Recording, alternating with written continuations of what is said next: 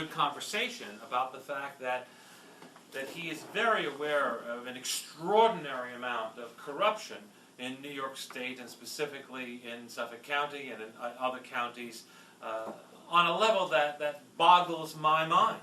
That boggles my mind. I mean, serious stuff.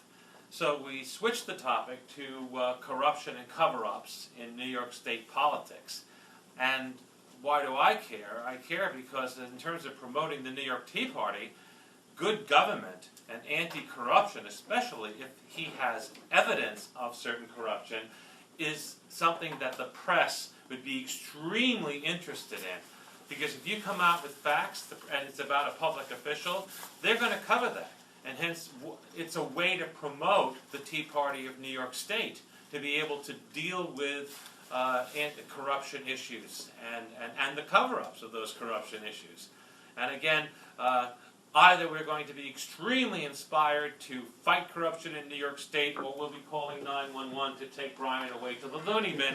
And I don't know which way it's going to go because I have not heard the presentation yet. Neck and neck. It's neck and neck. So without further ado, Brian Mann, the state chair of the New York Tea Party. Hello everyone, how are you? Again, I apologize for being late. It's just only recently that I had to walk all the time everywhere. My license has been taken away from me. Due to my standing up to the corruption that I encountered out in Suffolk County, Long Island. I've received no driving under the influence, no speeding, no nothing. It's seat belts, and they've been following me, and just they ran me out of Suffolk County about 5 or 6 years ago. But with that having been said, as Tom was saying, I got involved with the Tea Party now because I will not have a life. I cannot live on Long Island, especially in Suffolk County, where I raised my family, because I exposed and helped put a very corrupt politician in jail, Pete McGowan. I probably haven't heard of him, but my life is in disarray. I lost everything, but I'm not going to give up. I'm coming back, and if I don't fight, then I might as well just lie down and die. Because if I'm going to run, how far do you run if this is what's going on just about at every level of government and everywhere you go, every state, and to me that's, we can talk about the deficit, we can talk about the wars and all these other things, and if our government is lying to us pretty much all the time, we're never going to be able to fix anything. We need to know, we deserve to know what the truth is. And if we have officials that think it's their job and their responsibility to lie to us, where are we going to go? Where are they going to lead us? They're going to lead us into a situation that we find ourselves in now, which is pretty much chaos and financial disarray. So I'm going to start with what happened to me as briefly as possible. I want to keep it quick and to the point. I had a construction company in Suffolk County, Long Island. I had a family there. I was doing pretty well, about 1999, 2000. And I had a permit on a house that I was renovating, and the local official, Pete McGowan, his people came, and they shook me down for a bribe. They took my permit illegally, and it woke me up. I started to look around, and it made me aware of the fact that it's so corrupt, and I came out of my coma. So I then found this whole vast machine. I mean, in Suffolk County, I'm going to tell you some stories. They're not really, they're the truth. You may not believe it, but I'm going to tell you, and you can do with it what you may. But anyway, I got into this. I didn't want to pay the bribe.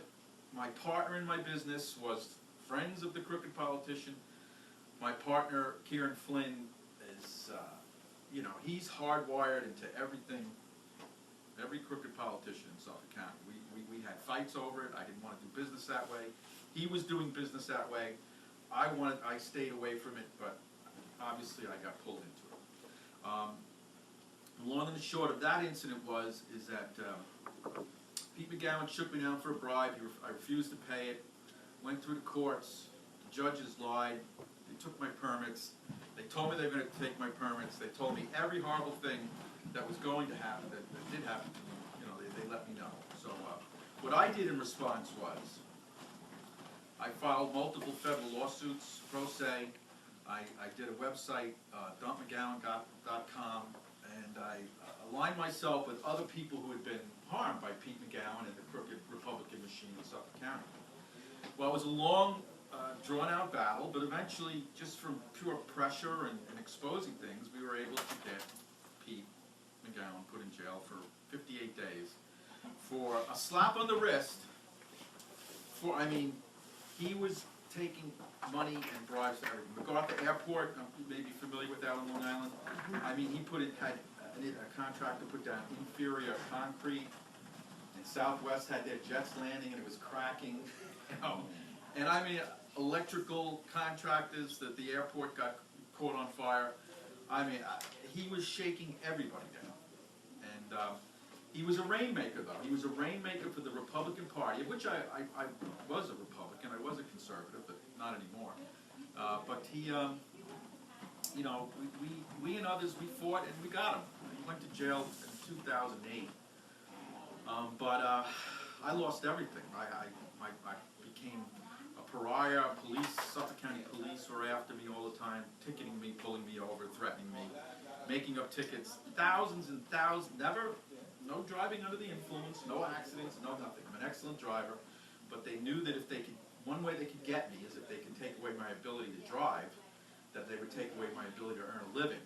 And if my ability to earn a living was taken away, eventually I would lose everything and become, you know, a loser, you know? That's what happened. But a loser that, you know, for the time being, but not, you know, someone who's going to give up. So that led me to other people in Suffolk County, and aligning myself with some other people. And I want to give a shout out right now to my friend who's been with me for the last 8 years. He's not with me here today. He was going to come, but his name is Pete Fiorello. He's a retired New York City detective. And I met him on the internet. We were political bloggers. We were on the same, you know, all roads led to the corrupt Rome in Suffolk County. Pete Fiorello is a highly decorated New York City detective, and his son-in-law was a Suffolk County police officer. His name was Ray Montefusco. And Pete got involved in things Suffolk when his son-in-law was approached by the now chief of police, Jimmy Burke, who was then an investigator in the DA's office. Tom Spode is the DA. And they came to Pete's son-in-law, Ray Montefusco, and they said, look, we need you to frame another cop for us. Okay? So, you know, we expect you to help us. And Ray Montefusco said, no, I'm not going to frame a fellow cop. But Ray Montefusco refused to frame the other cop, so they framed Ray Montefusco, and he went to jail for 3 years. He got out about 9 months ago. But that brought Pete Fiorello, who's a professional investigator, you know, with the New York City Police Department, and then he went about uncovering stuff, you know, with me sort of as a sidekick on those issues that would just boggle your mind. The present issue right now, I don't know if are you familiar with the Gilgo Beach serial killer? Have you heard of him? Yeah. Okay, I know who he is. Okay, Pete doesn't want to say he definitely is, because Pete's a professional investigator. I'm not at the mercy of those constraints or restraints. The Gilgo Beach serial killer, and I'm not afraid to say it, and I've been saying, and that's part of the reason why I've been in some other trouble lately, is Jimmy Burke, the chief of police in Suffolk County. He's in the news lately because in November of last year, a burglar broke into his Suffolk County issued SUV and robbed a duffel bag out of the car. And in the duffel bag, amongst other things, was his child porn collection. And that led to a series of events where Jimmy Burke is now being investigated by the FBI for civil rights violations. But the thing is that it's been widely known for his 20-some-odd years on the Suffolk County Police Force that the chief of police has been raping hookers and robbing them his whole career. You know, it's a perk of the job, as they consider it.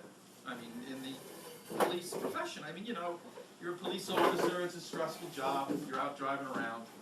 You have a couple of beers, you pick up a prostitute, you take advantage of her. If she complains, you take her money. If she yells too much, you beat her up. You know, that's just the way things are in Suffolk County. And this whole crooked environment, which has basically been going on for quite some time in Suffolk County, right now is being underwritten by the District Attorney, Tom Spoda, who, by coincidence, has had a relationship with Jimmy Burke.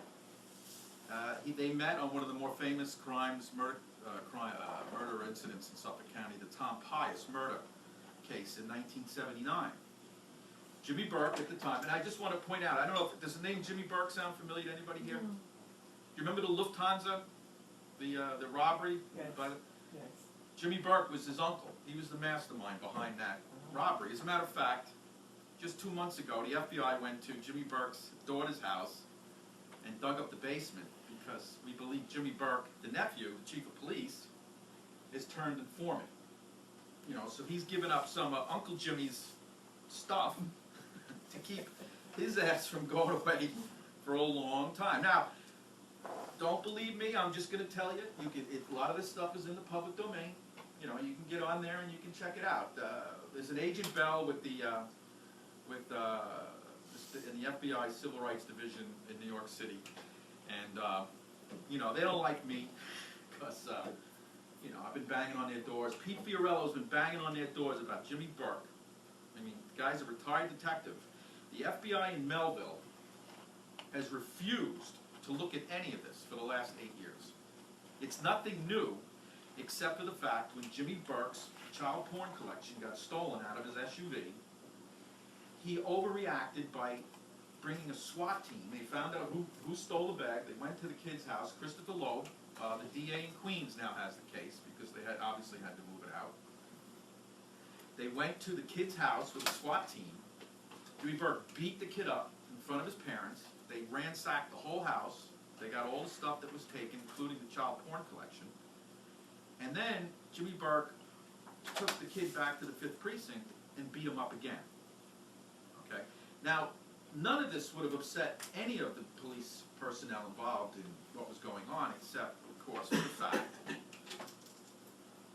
found the child porn. So, the reason why this is coming out now is because the rank and file police personnel in Suffolk County, they'll put up with a lot of stuff from their fellow officers, but they're not going to put up with a pedophile. So they do have some lines you can't cross. And so, as I was saying about Tom Spoda was an investigator for the DA back in 1979. And it was an unsolved murder case, very high profile in Long Island. It was the Tom Pius case. And Tom Spoda ran into a 13-year-old guy by the name of Jimmy Burke. He was a burglar. He was a 13-year-old burglar at that time. That was his chosen vocation back in '79. And he was the mastermind, just like his uncle from the movie Goodfellas, that was based on the real-life incident. Jimmy Burke met Tom Spoda in 1979, and they just formed a very close relationship. Very close. Okay? And it's continued on to this day. And Jimmy Burke, from what we believe, Pete Fiorello and myself and others, helped frame his fellow burglars for the murder of Tom Pius. Jimmy Burke was the key testimony against his fellow burglars that cracked the case that Tom Spoda got credit for in 1979. Again, all this can be, it's a matter of public record. By all means, check it out. So, many, many years later,